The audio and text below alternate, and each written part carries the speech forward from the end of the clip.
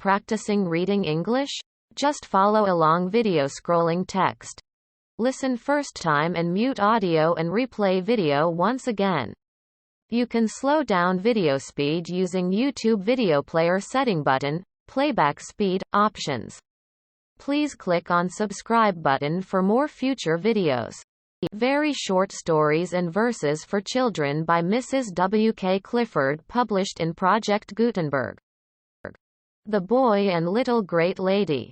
She was always called the Little Great Lady, for she lived in a grand house and was very rich.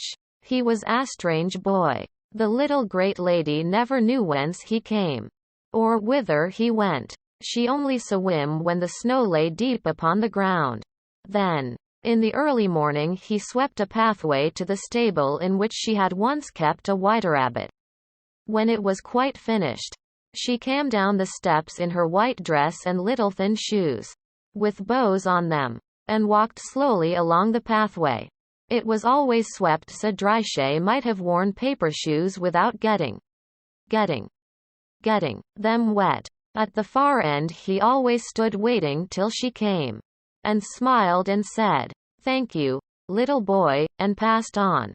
Then he was no more seen till the next snowy morning, when again he swept the pathway. And again the little great lady came down the steps in her dainty shoes, and went on her way to the stable. But at last, one morning when the snow lay white and thick, and she came down the steps as usual, there was no pathway. The little boy stood leaning on a spade, his feet buried deep in the snow. "Where is your broom? And where is the pathway to the rabbit house?"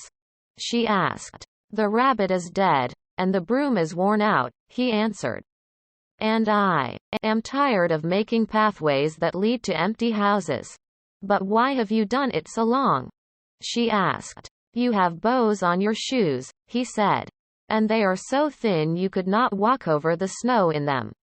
Why, you would catch your death of cold," he added, scornfully. "What would you do if I wore boots?" "I should go learn how to build ships, or paint pictures, or write books. But I should not think of you so much," he said. The little great lady answered eagerly, "Go and learn how to do all those things. I will wait till you come back and tell me what you have done," and she turned and went into the house. "Goodbye," the boy said, as he stood watching for a moment the closed door. "Dear little great lady, goodbye." And he went along the unmade pathway beyond the empty rabbit house.